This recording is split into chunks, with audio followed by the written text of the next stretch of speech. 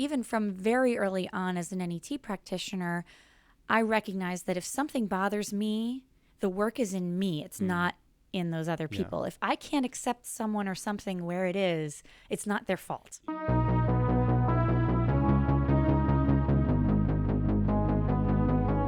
right, so let's just get started. All right, so this is going to be the first episode of Indigo Rising Podcast. Thank you so much for joining me. This is Dr. Jen Redmond. I was originally first a patient of yours about 7 years ago, and I was going through a lot of stuff, and you really helped me at that time in my life. And most recently, I interviewed you on my new documentary, Stressed, and you did an amazing job, and I'm happy to be able to talk to you a little bit more today. Cool, I'm excited. So I guess we'll just kind of dive into it. How did you get into healing? Like for you just getting started, were you interested in it initially? What was your kind of journey getting into that? That's a great question. And I feel like I need to stop and think about that for a moment. Because I feel like my journey with healing began with myself. Okay. And I was really into personal growth and development. I mean, even when I was in high school, I started playing with energy and things like that. Cool. And we were really into taking vitamins in my family. So, So when I was in high school, I was really fascinated with herbs. Okay. And my father worked for a pharmaceutical company as a chemical engineer. And he was actually really into he was really into preventative medicine. Okay. So that's probably where the vitamins and herbs started. And then when I was in college, I knew that I wanted to help people. I knew that I wanted to be involved in the healing process somehow, but I didn't really know how that would turn into a career. Yeah. I was always really fascinated with how the human mind worked and psychology.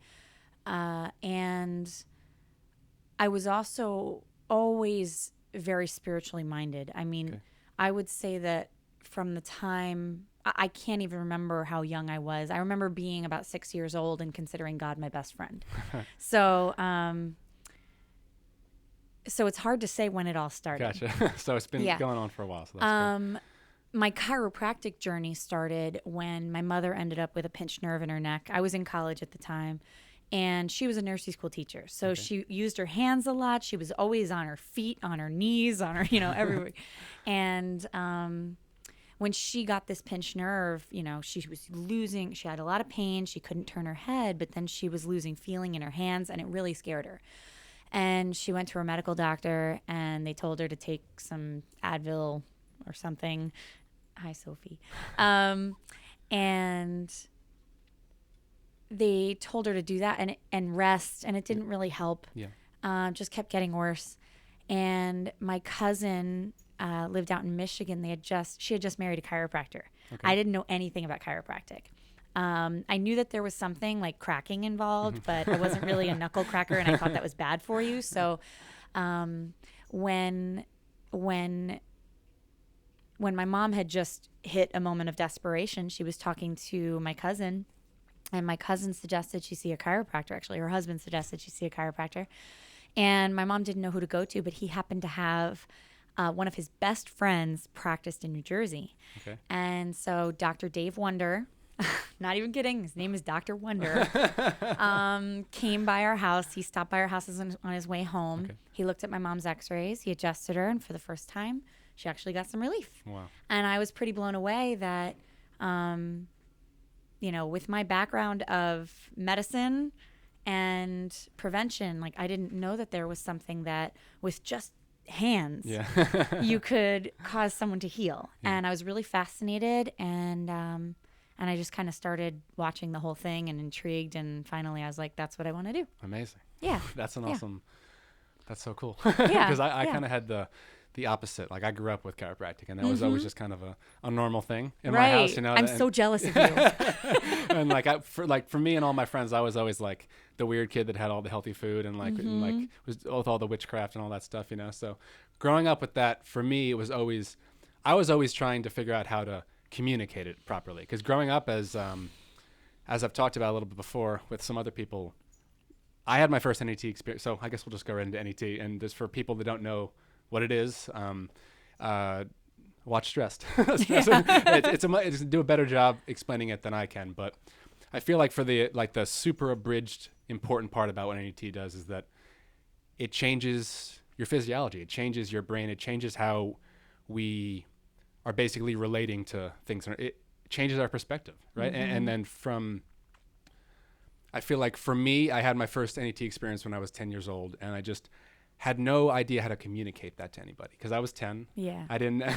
I had no concept of what had happened. And I'll tell you, as a practitioner of 12 or 13 years now of N.E.T., it's still difficult for me to explain. So I can't blame you. And I think that that's part of the thing too, is that we know, like with the scientific studies that were just published, we know that something's changing. Mm-hmm. We don't know the how.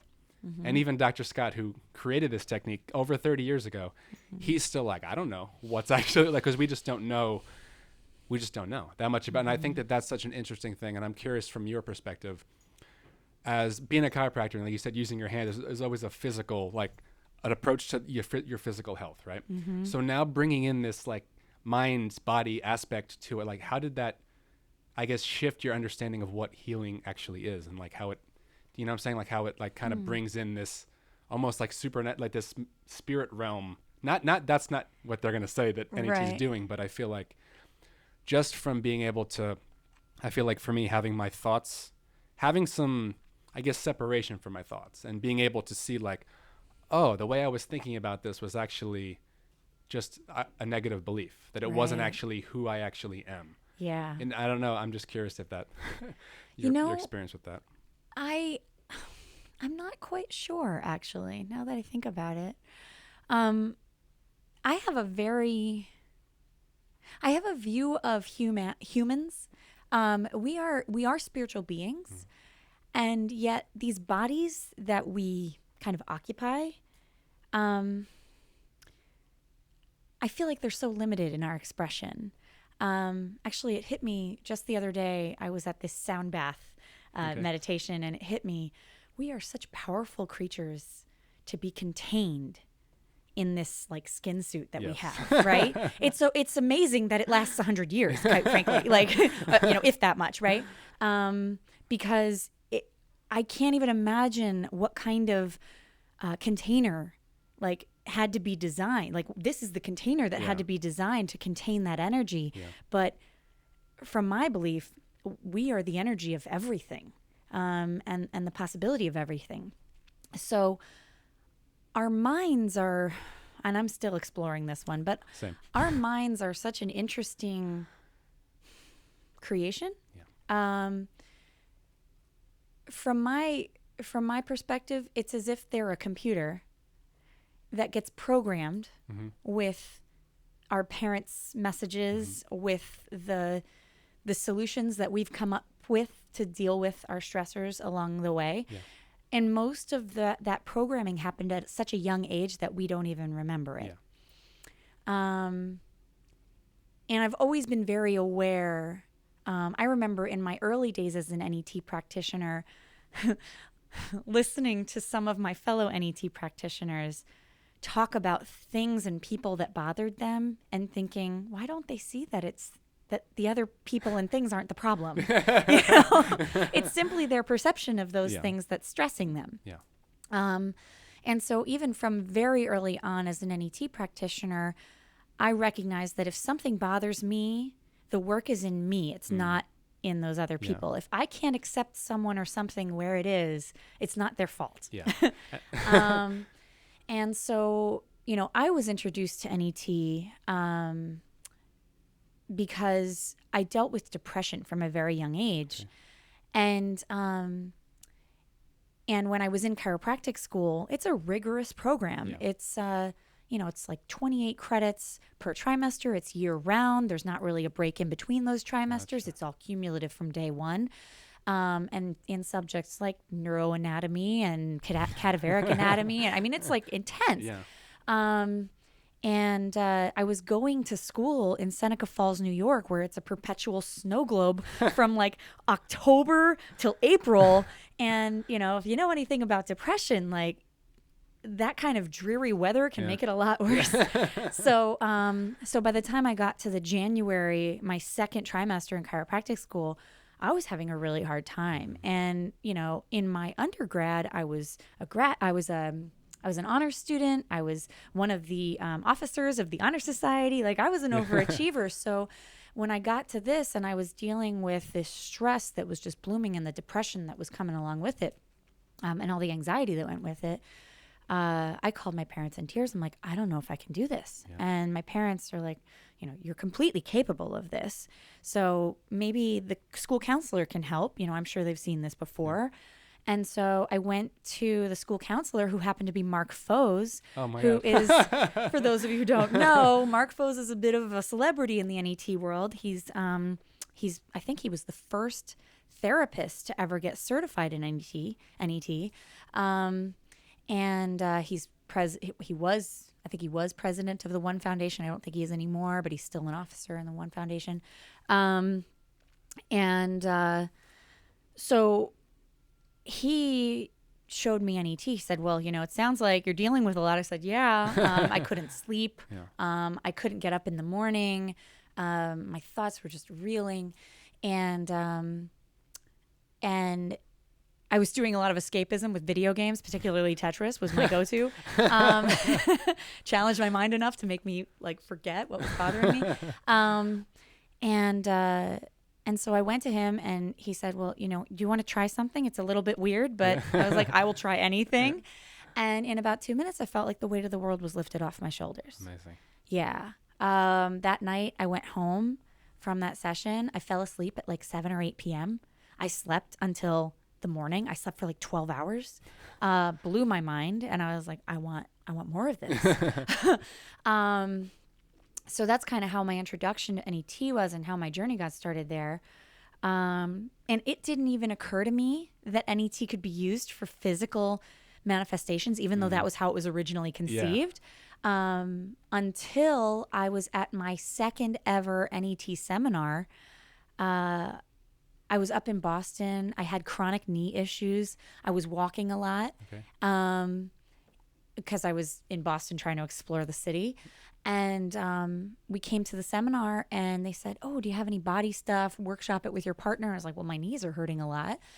And, you know, in my limited concept of what the body is capable of at the time, I thought that it would, you know, if I cleared my knees with N.E.T., maybe in a couple weeks they'd feel better. Yeah.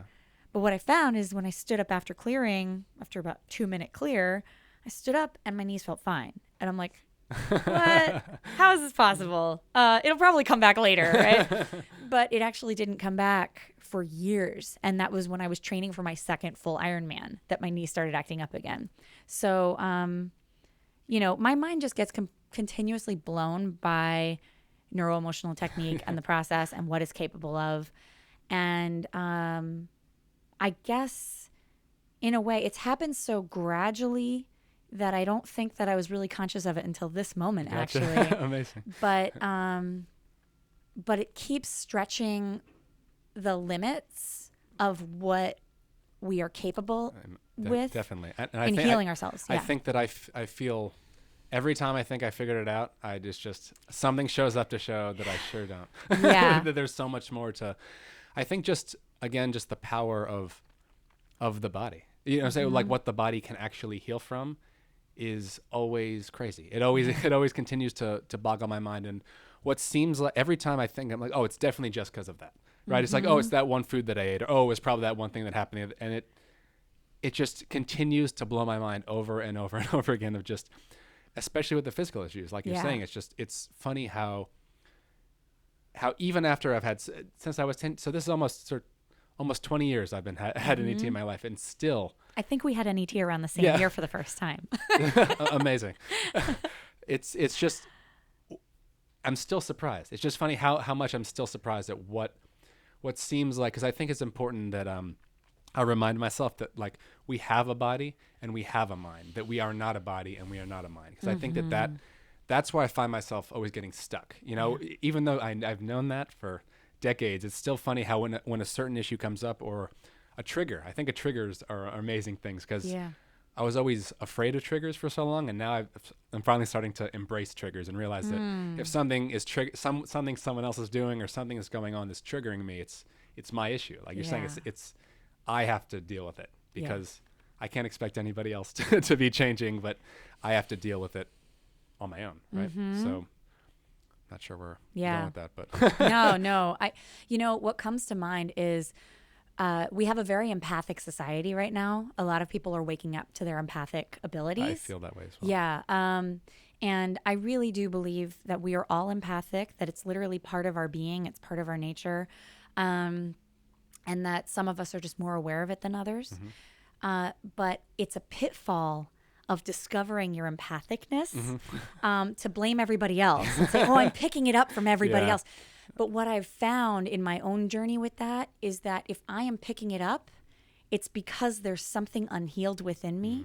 And once I address that and I heal that, anything I feel can just pass right through me, almost like a breeze, versus getting stuck and getting me stopped. Definitely. Yeah. That's something that only more recently for me, because I think that like... Construction downstairs. Going on underneath us. I think that the thing that has been so funny. Perfect timing. So speaking of the things that get stuck. Amazing. That's basically those frequencies that are coming through us that aren't working for us in the moment because there's something that needs to be addressed. I think what you're getting at though is that like that there's no limit to that. And I think that I've thought that there's a limit to that. Like, well, now that I've worked everything out, now life should just be handing me everything that that like, I'm obviously done, right? There's obviously nothing else for me to work out. Yeah. And I think that just getting down to like our essence of like what spirituality and what spiritual work actually is. Because I think that a lot of people, myself included, have been intimidated by just like the spiritual path and like, and I think also I grew up going to Catholic school and I had this conception of like, well, I'm not doing that. So, and then that kind of pushed me into a place where like I said, none of this is real, that it's all, and I had a couple of years where I decided that this is all crap, right? That none of this is going to work until you have a healing session where you just realize, oh my God. And then it's funny that I find myself just coming full circle on all the things that I thought that there was nothing I could learn from that. How much there was to actually learn from that. And I think that I just heard an interview with Eckhart Tolle, him talking about just that the essence of all spirituality is really just separating yourself from your thoughts a little bit. That just realizing, seeing those thoughts and not chasing them and having some peace in that moment. And I think that from that perspective, spirituality is not a scary thing at all, and it kind of goes against, I guess, a lot of the understandings and conceptions that I had growing up. Because I think that something that probably didn't help me a lot was just listening to so many people talk about enlightenment or talk about their spiritual growth and their breakthroughs, and that I had these crazy expectations of what healing is supposed to be and what I'm supposed to be getting from it, that when I was having these pretty amazing breakthroughs, I kind of just like, I'm not there yet. And it just was this continual thing for years and years. I mean, you remember me from 7 years ago as kind of a disaster. I wouldn't put it that way. Not that, but I mean, like in those moments that like, even just right now, like a couple days ago, it's still like these ups and downs with that. I think the mind wants to think that it's better than. It's better than this. Like I shouldn't be going through this anymore. Like I understand how this stuff works, or so I think. And I think just from that perspective that just all of this work, like chiropractic work and just all holistic work, that I think that the point of it is to help give you that breath, to let you have that moment of clarity where you can say, oh, I've never had freedom from the pain for a second to just even consider a different possibility. Yeah. That's a great way to look at it. I love that perspective. And I just realized that right now. Yeah, that's beautiful. Like really that I think that a lot of people's because me growing up with chiropractic, I've heard everything, from kids growing up and everything like that. And it's nobody's fault that they just had a different understanding of what health and what healing actually is. Yeah.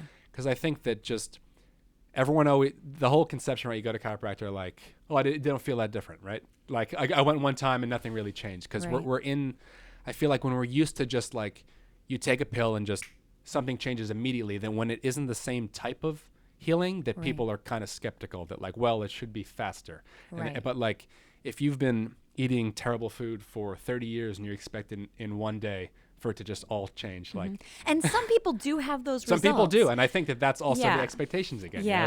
And expectations, man, they're dangerous. Very, very dangerous.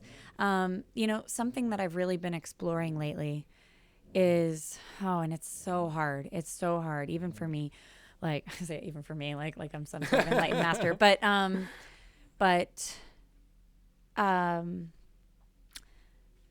trusting that we are exactly where we need to be. Oh, that's my everyday reminder. I know. And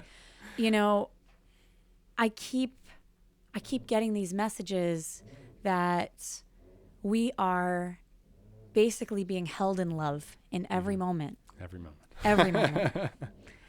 And man, that is so hard to trust at times. Yeah. And that's where I am as well. Mm-hmm. Yeah. That's been a loud, not to. Yeah, no, I get it. I get it. And it's really hard. And I had this moment a few years ago.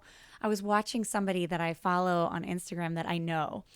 And I was watching her posts and how magical she saw the world as. And I was not feeling very magical at the moment. And I was like, I found myself getting like really angsty about it. Like, like, why does she think everything's so magical? But what I finally realized is it was because I was jealous. Mm-hmm. I wanted to see everything as magical. And I've had times in my life where things seem magical. And it occurred to me that, wait a second, we have a choice in how we perceive the world. Yeah. And she is choosing to see everything as magical. Mm-hmm. And so she's given a magical world. Yeah.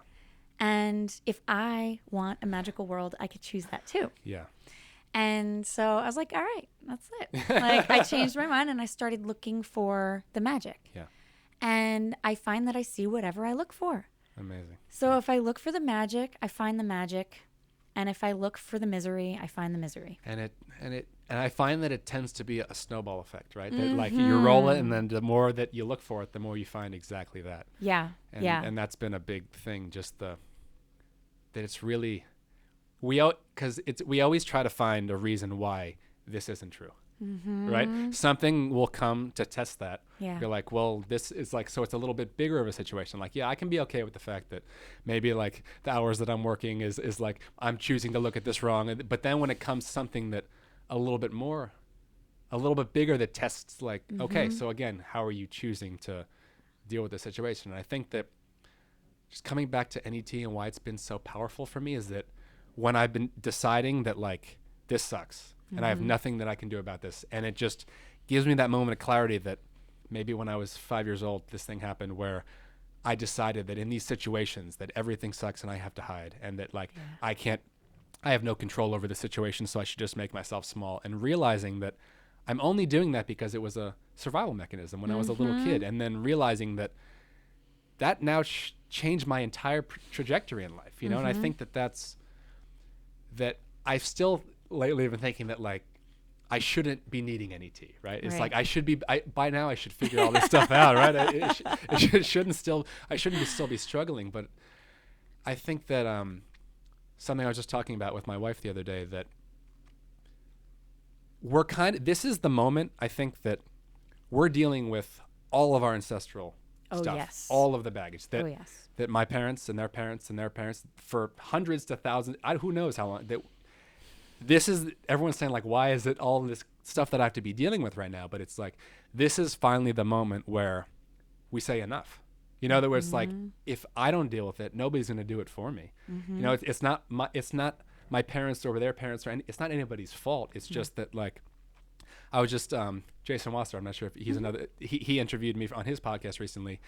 And it came to me that like all of this stuff that like we're dealing with all of this baggage, but if we don't put it down and we don't stop continually picking it up, nobody's going to do that for us. And I think that it's just a powerful thing that whatever you're dealing with in your life, that if you don't kind of take charge to deal with it, it may be a terrible, terrible situation, but maybe somebody will force you. But for most of the time, it's like to really take control of your life and realize that you have the decisions to do that. You kind of have to take some initiative to it, you know? Yeah. And I know, because I always hear the devil's advocate in my head that, like, when I get into those depressed states, because we all go there, those depressed states or those really anxious states that you kind of want to tell the rest of the world, like, leave me alone. You know, there are those moments where, oh, believe me, yeah. I know. So I'm just curious that, like, I don't know, because you being a practitioner have probably dealt with a lot of this stuff. I mean, I came to you in a very, very low place, and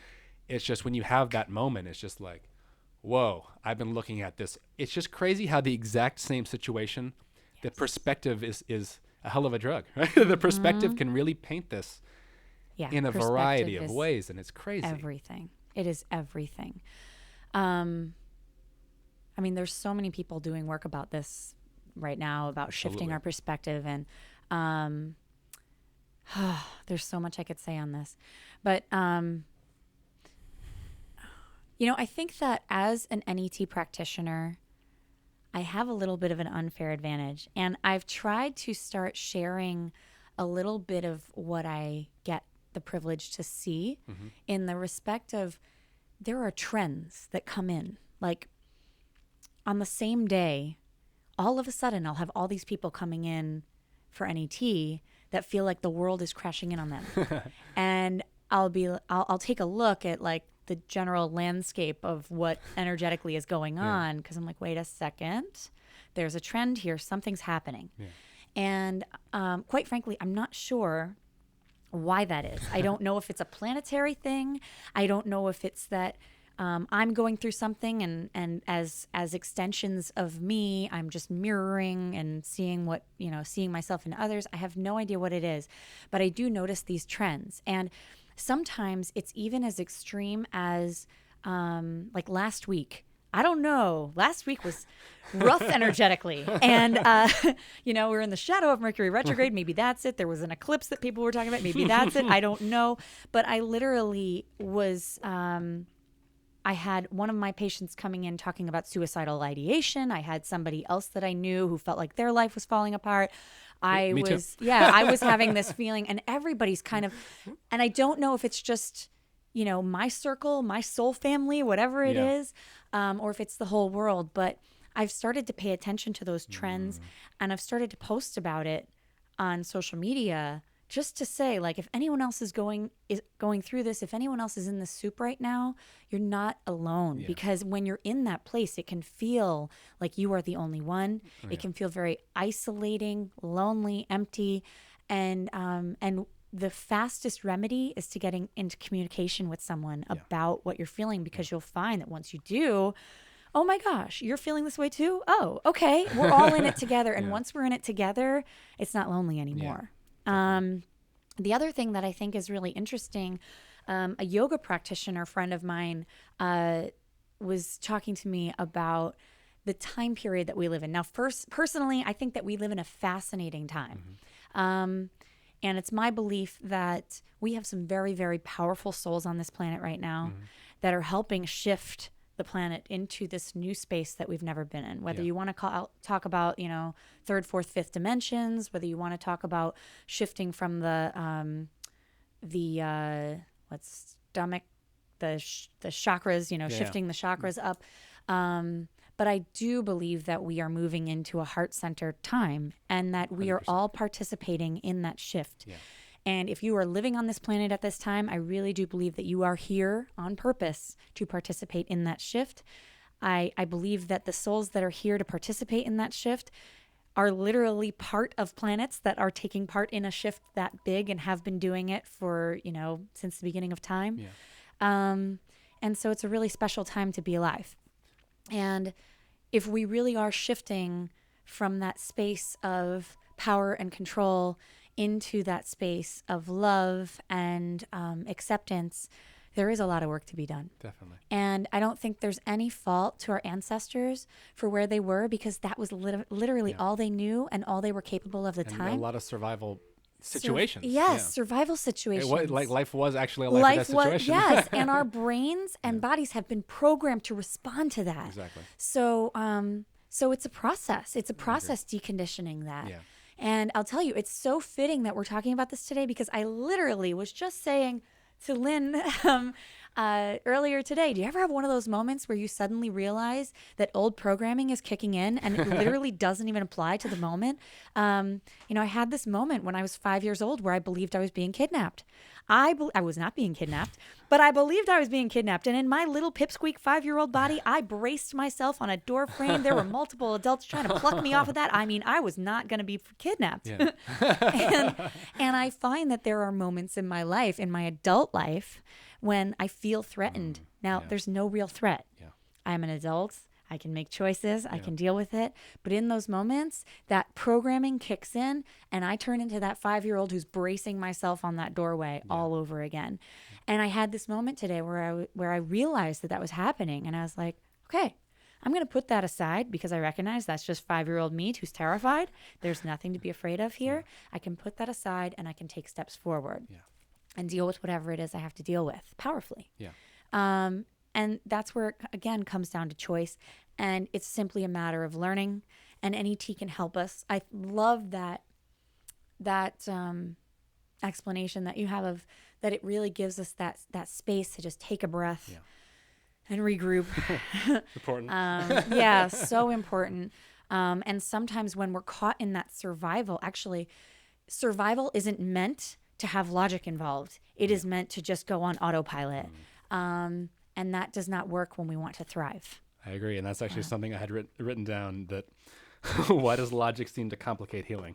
And this is something that I know that Dr. Deb and Dr. Scott Walker have talked about, that is it like when kids do N.E.T. Again, when I was 10 years old, I did N.E.T. It was just, there was no questioning it. It was just like, let me go back to what I was doing. That I think that we have this concept of what healing is supposed to be and how it's supposed to happen, and should I be, and I think rightly so, because I understand that there's a lot of get rich quick schemes that have happened over the years, and people say, oh, this is going to heal you in a second, and people can be very skeptical. I don't think I don't think it's a bad thing to like to like be sure of it, but I think that I myself tend to get overly logical, and so logical that it's blocking healing, because logic is so much, healing is so much, Dr. Deb says, your attitude is the biggest piece of it. Because if you go into it excited and wanting to heal, you're probably going to find healing. If you go into it saying like,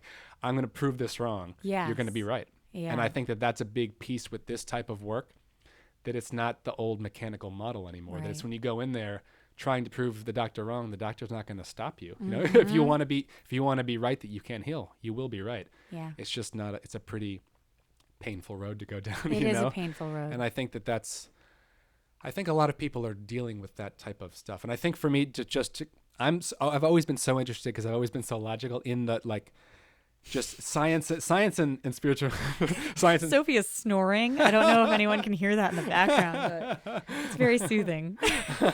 But like where science and spirituality meet, because I've always been, like I said, as a kid, I've always been feeling that I have to like defend myself. That like, oh yeah, you and your dad with all this natural healing, So I found myself wanting to be like, it works. I'm healthy. Everyone knows me as the healthy kid. So it's like, what's everybody's problem with the way that I've done this stuff? But I think just from some of the stuff you were just talking about with with our energetic shift and everything, just from an actual energy perspective, that everything's energy, right? That the wave theory, that it's all energy. And from that perspective, if we're in a raised energetic state, where we're in a good vibration, we're living from our heart, we're acting from our heart, energetically, that's going to affect things. And that when you're in a low energetic state, regardless of whether you believe in any of this kind of stuff or not, that it's still, you're in that low energetic state, that you're actually, that's energy you're putting out. It's energy you're going to putting out and getting back. And I think that just from a very simple scientific perspective, that whatever your approach to healing is, that to just be cognizant of how you're feeling, right, in those moments, right? When you're feeling really depressed, right? You feel so heavy, and it's like you can feel, it's like that energy, that frequency you're living in is that low, murky, just not fun place to be. And when you're out with friends, right? You're out having a good time and you're not thinking about anything, you're being present, you're so light, right? You have all this energy all of a sudden, that sometimes it doesn't matter if you didn't even eat breakfast, right? It doesn't matter if you somehow in that state, there seems to be more energy. I think just from that's something I think most people can relate to, right? That when you're happy and having fun, it's light, energy is flowing. And when you're not, that it's just everything's heavy. And I think that again, for N.E.T, it's a tool, right? Yes. It's not the only thing. No. It's just that this is what we have. This is, I grew up with and it's so darn effective. It's so effective. And I think it's so fast and easy. It's just so fast and easy. And I feel like I have to say this every time because I've been meditating a lot lately. And when you do an N.E.T session, like you said, in 2 minutes, it's like, oh, that's the problem. You're like, whoa. And then sometimes even in meditations, I can't get those answers. Yeah. That sometimes it's like that links to this piece. And then that links to another piece when you were younger. And you're like, oh my God, this, and you see the pattern and how it's affected all these things in your life. Yeah. And it's just like, you don't have to keep living that way. You don't have to keep going through this cycle of suffering over and over and over again. And I'm just going to. You know what I think is so beautiful about the N.E.T process specifically is that, even if you're resistant, because I've had patients who've come in saying, I don't believe this is going to work, and they still get amazing results. I had a patient who came in, he was diagnosed with MS. Okay. He was on heavy-duty pain drugs. Within a month, and he was a complete skeptic. He didn't think it was going to work. He's like, he literally walked into my office and said, look, I don't believe in this, but I'll give it a shot. and within a month, he was off all his pain meds. That's amazing. Yeah. So what I think is beautiful is that there are lots of different methods out there. But one of the things that I think is beautiful about N.E.T is because of the actual process that you use, you can bypass the ego. Yeah. You can bypass the conscious mind that's trying to protect us. And anytime someone goes for healing, there is a part of them, even if there's a part that's resistant, there's a part that wants it to be wrong. Yeah. There's also a part that really wants to heal. I agree. And so you can actually get past that. Now, it doesn't work all the time because sometimes the resistance is too strong. But I think that that's a good thing, though. Yes. I think that that's not a bad thing. No. And I think that in the movie, the Dr. Deb, that was one of her points, that it's so beautiful how for dealing with trauma, that if your body's not ready for it, it won't come up. And I think, and it makes it so, it's safe. Exactly. It's so safe. Like, there's nothing to be afraid of. That a lot of times what comes up in the beginning is just something stupid, right? Something stupid like, oh, I'm always late. Something, and then that will lead you to maybe if you're ready for it, you could have a big breakthrough in the meeting. But also if you're not, there's nothing wrong with that. And I think that goes back to what you were saying, that I have to remind myself like 100 times a day that you're exactly where you should be. And that if you're dealing with some sort of issue, it's because you haven't dealt with it. Like if something is still, I feel like so loud in your life, and I'm realizing a lot of things right now from my personal life, saying this out loud, but it's such an important thing because we still think, well, I shouldn't. It's not me. It's everybody else that has to deal with all this stuff, right? Yeah. I'm so wise and enlightened. Oh, that silly little ego. And the thing is, like, the ego, it has, anytime I've and this is quite frankly, this is something that I'm still learning and I'm still working on, because I think I see us as kind of some trailblazers because we were into the weird stuff before other people. Now I feel like so many more people. Let me backtrack for a moment. When I first started doing N.E.T in my practice, there were so many patients who would be very resistant to the idea that an emotion could be stored in their body, that an emotion could be causing their physical symptoms. And now it's so rare that I run into that. I mean, every so often someone will be like, oh, you're saying I'm imagining this? I'm like, no, that's not what I'm saying at all.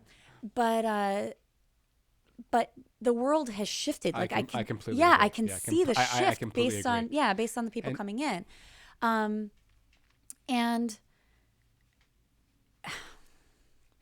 hold on, I lost my train of thought. I'll get it back. I think what you're saying is it's important. If you're still fishing for what you're trying to say. So we've made this shift, and that's awesome. But for the trailblazers, that's what I was saying. Yeah, for the trailblazers, we were kind of used to being a little bit ahead of our time. Yeah. And I think that is a good feeding ground for the ego. Yeah. I mean, when I was 21, I had 50-year-olds telling me, "Wow, I wish that I knew what you knew at your age." And that is a great breeding ground for the ego to grow. I completely agree. Yeah, and so what I'm starting to learn now is whenever I think I know, that's the ego. And I always have to kind of take a step back and say, hold on. How can I look at this with new eyes? Yeah. Because there is no way that in my, limited decades on this planet, that I know it all. Yep. And obviously there are still areas that I have room for growth. And if I say I know, I shut down the room for growth there. And healing. Yeah, and the healing. All of what's trying to come through. Exactly. But if I can come at it from the attitude of a 5-year-old, there's always something new to learn, and everything is always exciting and new and just a big playground. Yeah, there's I was thinking of a quote that I heard. But yeah, when I look at the world from the eyes of a 5-year-old, the stress disappears. Yeah. Because it's all fun. I agree. And a big exploration. I completely agree. And there's I wasn't sure if I saw a book here. Adyashanti, you ever heard? He's a meditation guy, and he says that to approach meditation from an innocent perspective, that that's from when you were a little kid and going out and doing whatever you like, running around with your friends outside. Yeah. There was no thought about, later on, it was just like, this is awesome. And like in that moment, right, playing tag with your friends, all that matters is that you catch your friend, right? That nothing, like you're not thinking about like, it doesn't even matter if you catch your friend, you still had fun. Exactly. Yeah. And I think just coming at life that's what I think meditation and N.E.T help to do, right? All not even just all of these things is to get you to that place of presence. And it's like, how can I look at this, like you're saying, with new eyes? How can I approach this situation? Because I find that our negative self-talk and our judgments about everything, that just me, even just simple, silly things, right? Like I make dinner, right? I make dinner for myself, and then later on, like a couple hours later, it's like, should I have eaten that way? Should I? Like it's over. Yeah. You know what I'm saying? Like it's over. Like, do I want to have a better meal next time? Sure, you can do that, but it's all of that, and I find that it's not that so many of us do that for everything all day long. That every decision we make, we're like, ooh, is that you're blocking this flow that's trying to happen. That's trying to, because now in that moment, instead of being open to new possibilities, I'm in the past focusing on this thing that I can't change, right? Then instead of that, maybe someone is walking past me that I need to be having a conversation with, but instead my head is down. I'm researching ways on my phone that I'm not there.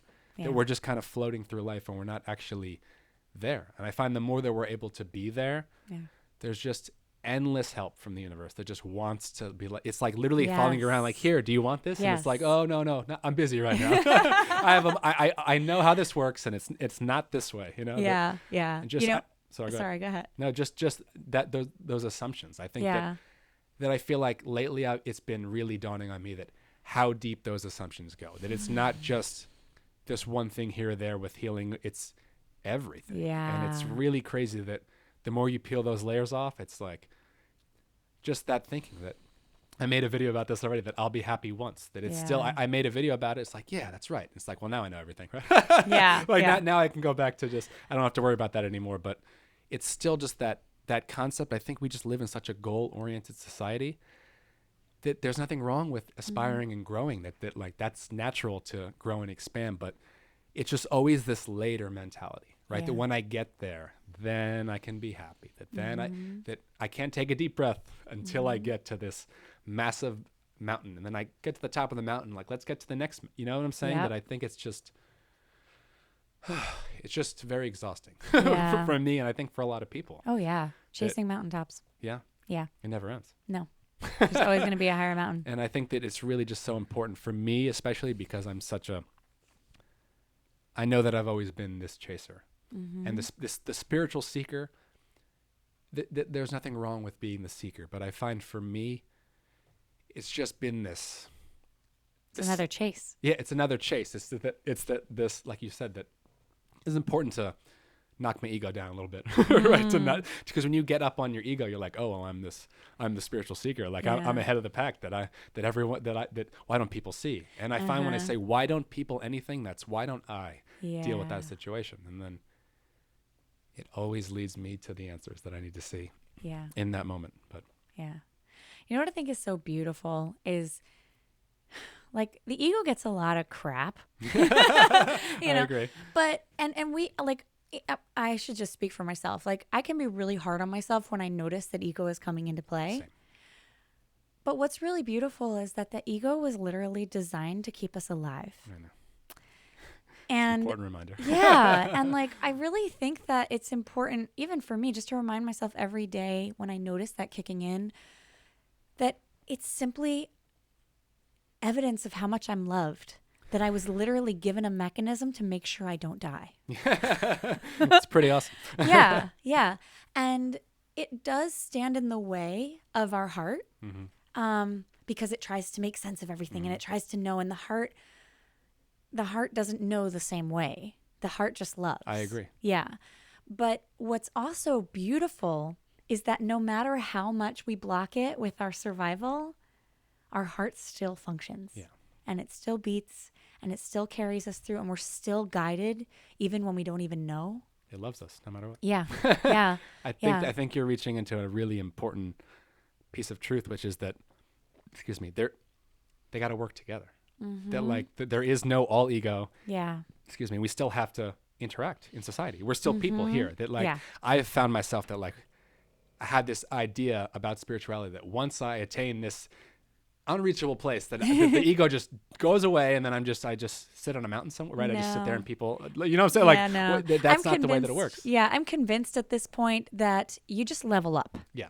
And when you level up, it gets harder. That's powerful because I think that for me, my escape has been talking, and I'm aware of that. But it doesn't mean that I also found that that's also my gift. You know, so the gift of gab is also my escape. So now this is the perfect place for me where I can like someone else can talk, and it's just not just me 100% ego. It's like I have to practice listening, and when there's the listening and the speaking, that it tends to balance that out. Because yes, there's things that is important that I say these things, right? Yeah. But it's the input is equally as important. That like what you're saying to me is equally as important as what I'm saying to you, and I think that's what the ego is such a. The more I love the ego, that like, thank you so much that you saved me in all these places. You've saved me my whole life. Exactly. How quickly I was to turn my back on my best friend. Yeah. I mean, who I actually am. Your savior. Yeah. Like you've saved me time and time again, and I'm just want to throw you to the curb. You know, so I got to like just bring that back and just kind of marry those two and just let them be. It's part of you. You have to. If you're not loving it, you're not loving part of you. Exactly. You know? Exactly. And the mind will thought like crazy. Yeah. Like it just spews out thoughts endlessly, constantly. And you know, I don't know if you've noticed this about your mind, but like when my mind gets bored, oh my gosh, the thoughts go on overdrive because it's like, oh, well, what do we have to think about today? Oh, hold on, wait, oh, what about this and what about that and what about this and what about that? And I'm like, shut up. So, you know, I feel like this may actually be something that occurred to me is one of the things that we may be dealing with in our world today is that we're no longer doing as much manual labor as we used to do. And manual labor was really good at occupying the mind. And now that we're not doing quite so much of that and we're sitting at desks and, you know, all that, our society today, our mind goes a little bit on overdrive. A little bit. Yeah. And I think that also just because of all of the, again, there's nothing wrong with the platform. It's how we use the platforms. Exactly. And I think that a lot of it is the personification of the ego, that it tends to like the bigger the ego you have, the more you're respected. And, you know, and it's, I think the other side of that is that a lot of people that it may appear that their ego is this massive ego, that a lot of people that are in those types of situations actually have a very balanced lifestyle, but all they're seeing is that I have to build up this ego, that I have to build the ego up in order to get to that level of peace. But it has to be a push and a pull kind of situation. And I think that, just for me, again, we're all still growing. It's this, that it's never over. And I think that just from that ego perspective, it's like, when do we win? It's over when you're dead. So I don't want to rush to end the game. I think just reaching into, there's something I was going to say about you saying like this, I lost my train of thought. You're saying about like where we are right now in society. Oh, I would say that going back to like dealing with all of our parents, the ancestral patterns and all that stuff. Yeah. The other half of that is that I think for the first time, like I think that what you're saying about all this, like we were always just, there was never any like, not that there wasn't nobody meditated, but I think there was always so much, it was all community. There was always this huge community aspect that was Yes. always there. And this is the first time, I think, that we're in solitude. Yeah. That we've never really all been, and that when you're in solitude and then all you have is the internet, right? Yeah. That you look for all the answers there instead of actually getting to go within and deal with the solitude. And you're not actually having solitude. And I find that a lot of, I grew up, I have a very Italian family, had a whole big family. It was always this big event, right? And this is I feel like that we all had these big family. I mean, who knows? But I feel like it was normal to have 10 kids. That's not so normal anymore, And I think that when you're in that place now, that none of us have had to kind of deal with being by ourselves because we always had the distraction of everyone around us. That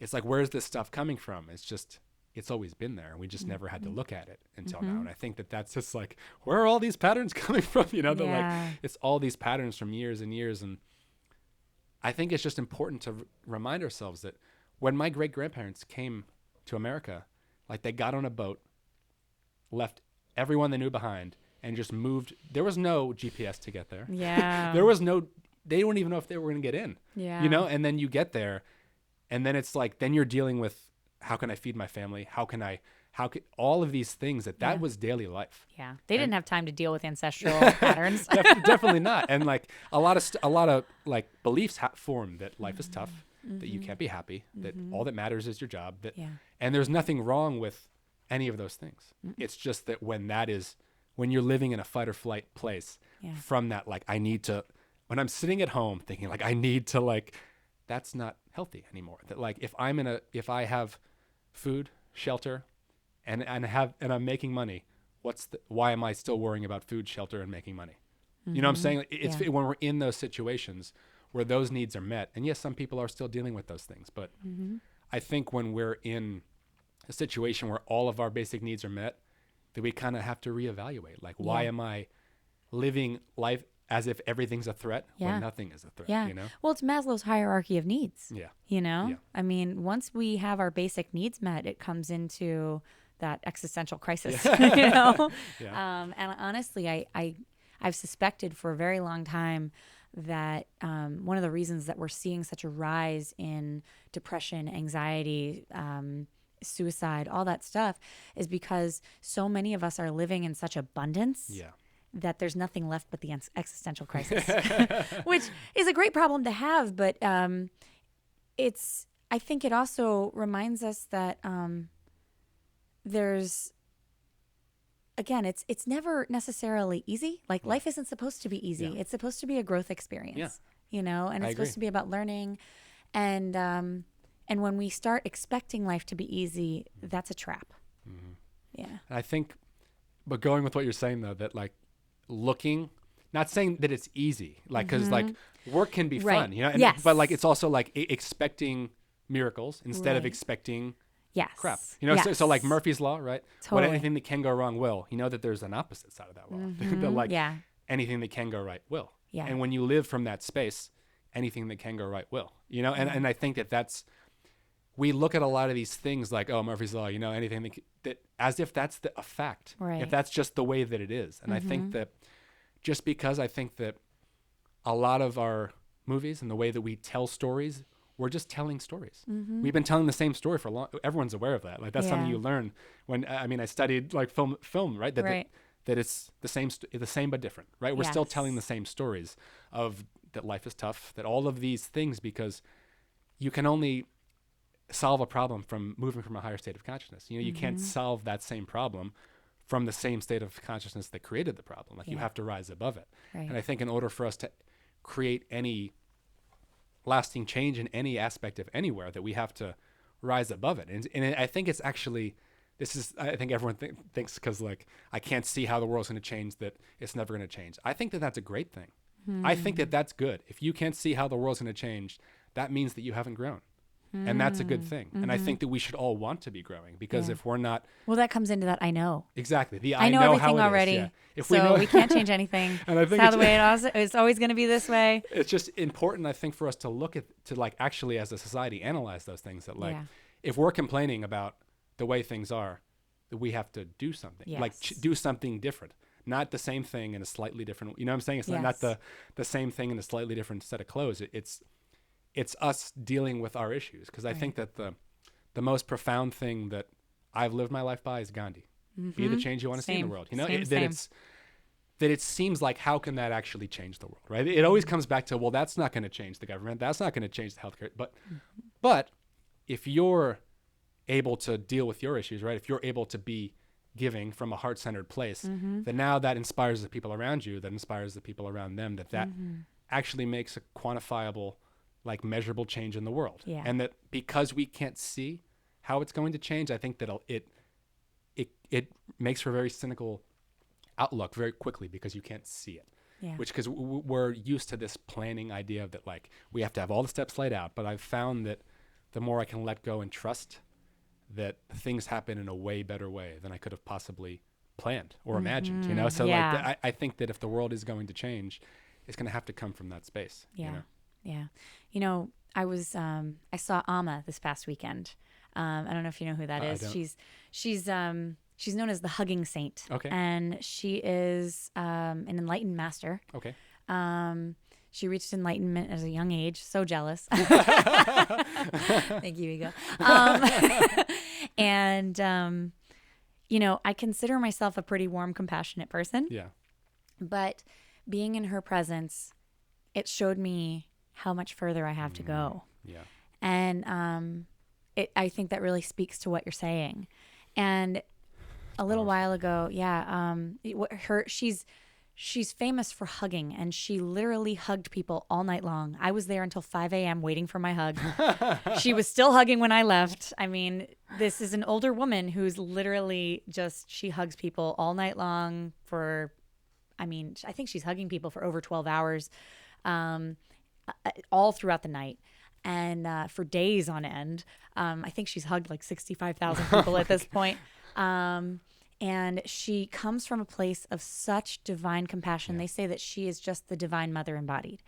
And her philosophy, it used to be that gurus made you prove yourself before they would give you a mantra. Mm-hmm.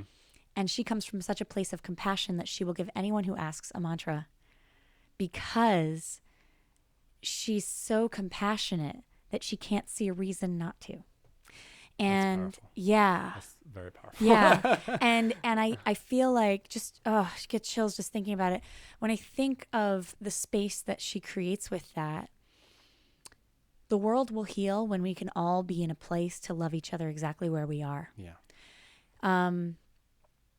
That's incredibly powerful. Yeah. I really do see the world as a place where we are all hurt and we are all healing. Every single one of us. 100%. Every single person. Every single one of us.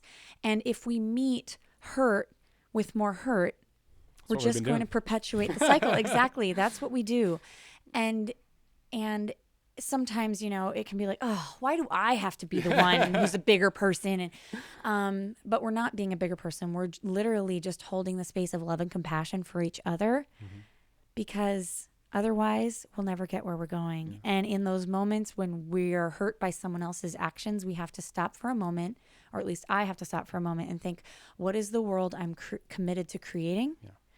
Am I committed to creating a world with more hurt and more suffering? Yeah. Or am I committed to being the one who stops this hurt right here and meets them with love and compassion? Amazing. Yeah. Because I think that in those opportunities when someone does lash out, or someone is, that they're just hurting so bad that's all they know how to do. Exactly. So like, I think in that moment, in that situation, you have the opportunity to go down to their level and feed your hurt as well, or respond differently to give them the opportunity to know that there's another choice, because a lot of people don't know there's another choice. And I think that's something that I try to do the best that I can in that regard, of just always treating people with respect and just being like a positive light for people, because I think that if people have never seen that option, they don't even know it's a choice, you know? And it's just like, we're all just kind of copying each other, right? Yes. We're all like, even me, like all the stuff that I've learned has been from other people's books. And it's like, they're not my ideas, you know, that like some of them are, but I mean, a lot of this stuff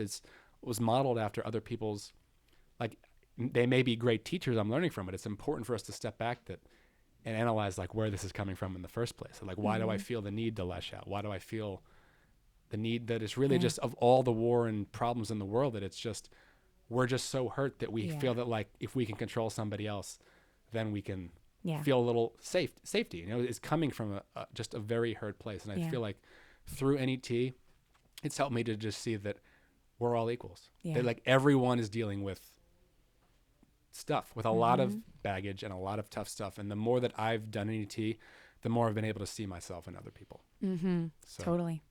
I think it's just, you expect to, I don't know what you expect to find through these whole journeys, but I feel like it is that we're just all hurting. Yeah. We're like me, you, we're all just trying to deal with. It's like I said, it's not even fully our fault. No, it's it's not. like we're dealing with all this stuff. But None of our faults. You know, I feel like, you know, the way evil works is it whispers in your ear that you're not enough. And it whispers in all of our ears that we're not enough. Yeah. And that we don't have enough. And that someone else is better than us. Yeah. And next thing you know, we're reacting from that and lashing out at other people from that, which creates more hurt. And it just feeds and feeds and builds and builds. And that's literally, I really do believe that that's literally what we're on this earth healing right now, is that idea that we could be not enough. Yeah. Because from my perspective, we are incredibly powerful beings, the source of everything. Yeah. You know, we created this world, you know, I mean, well, it was created for us, but we continue to create within it. Yeah. 100%. It's powerful stuff. Should we check in on time? How are we doing on? You are at an hour. Okay. All right. Cool. So we're at an hour, and I can start to wrap it up a little bit, because I can probably talk to you for another couple hours. I know, all right. We keep going forever. We'll wrap it up at some point, but I think that's what here's an interesting thing. I believe, because I guess it's just my belief, I think that people are more spiritually aware than they even realize. And I think that this is something you touched on a little bit before, that like there, like a shift has happened where it's like, oh yeah, of course my thoughts are affecting like my life, and my emotions are part of my reality and stuff like that. But I think it's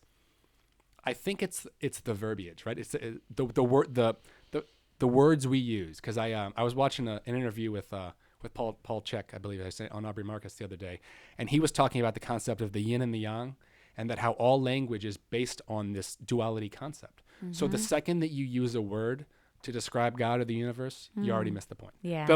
He gave the example that Buddha people asked Buddha, what is God? He would just be silent and then point at the moon. And just that there's no word for it. And I think that's where a lot of we use words like God and universe and spirituality, and people go, oh, I don't want any part in that. But by you dealing with any of the stuff that you're dealing with, and dealing with your negative beliefs, that you're kind of doing, you know what I'm saying? I feel like you're doing the same thing, and people are almost accidentally having a spiritual awakening without even really realizing it. Yeah. And they're starting to realize their power without even, realize as in realize, like step into their power without even realizing it. And I think it's just a really powerful place that we're stepping into. Because I'm sure you see that, like you said, with your patients, that something is changing.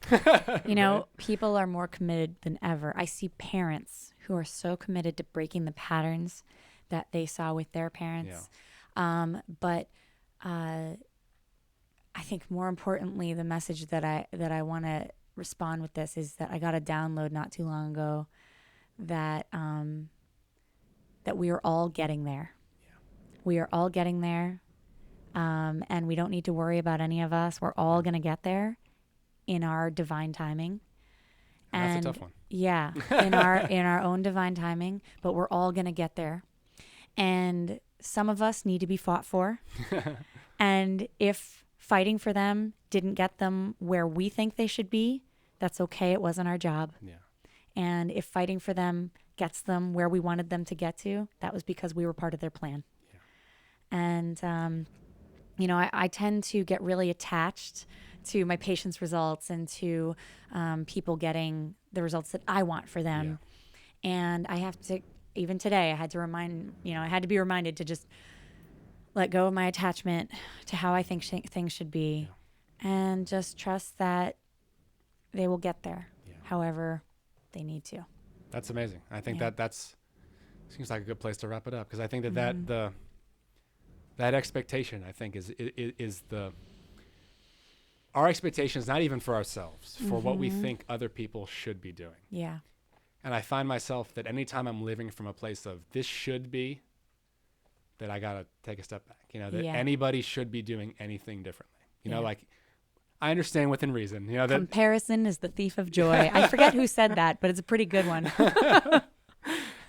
It's just, it's such a powerful, I think, thing for us to just, if we just, it doesn't mean to not help other people, right? It doesn't mean to not offer your gifts when you can. It's just that from what we have control over, it's our perceptions and how we relate ourselves to other people. Because if we think someone else, they shouldn't be eating that way or they shouldn't be talking, that's not it. We all have free will to do as we please. If you're not hurting anybody and you're not infringing on anybody else's rights, then there's no problem. Like they have the freedom to do that, you know, and even if they should be doing it faster or like I should be getting there all of that stuff, I think just gets in the way of life. You know, and I just think wrapping it up there that thank you so much for thank you so much for sitting down and talk with me. And just I want to acknowledge you just for doing what you do, because it's so important. And I found myself lately wanting to get back into this. I mean, get back into it. I mean, I grew up with a dad as a chiropractor and I grew up in all this, and I just see like the stuff that you're able to, the healing you're able to witness, and just being able to see the change in people and being, and this medium is how I'm starting to get to just try to impact some sort of change, because I think that what you're doing is so powerful, and it's just, it matters, you know, that helping people get better and work like co-creating with them, right? To help them through their healing and be a participant with them in their healing. And then I think that's what's so important about the type of work you do, is that it's not like I'm the doctor, like it's this beautiful, like just synergy that you get to really help the patients, and you get to see such incredible changes. I know you've talked to me about that before, that just to be able to witness those kinds of changes in people, it's a beautiful, honor. Beautiful thing. It's an honor. And I wanted to thank you so much for doing what you do and for sitting down with me. And I'm sure we'll talk again soon, because this is a great conversation. This was awesome. Thank you so much. I haven't had such a, like, this is a conversation that just lights me up. I love it. I love talking about this kind of stuff. Yeah. And so for people to find you, what's the best place for them to find you? I would say follow me on Facebook, Dr. Jennifer Redmond, Redmond. You can also follow me on Instagram. I have my Romance Yourself Challenge going pretty regularly at this point. And other than that, could also direct them to my website, www.samsarachiropractic.com. I'll put the links to everything with fantastic. this, but thank you so much. And you can also find her in Stressed, a documentary that's it's now on. It just got released on Food Matters TV. That's so exciting. It is so exciting, and I think it's great on that platform. It's just people that are looking for help. Awesome. And it's just, the feedback has been pretty great. They're just, I think this floor's going to fall out in a second. They're just going a circle around us right now. Wile E. Coyote doing his work. But I'll have links to everything. But you do an amazing job in the movie, and Thank you. I wanted that movie to start opening up conversations like this to really just get into N.E.T and beyond, and just thank you so much. And thanks so much for having me. All right, thank you. All right, until next time.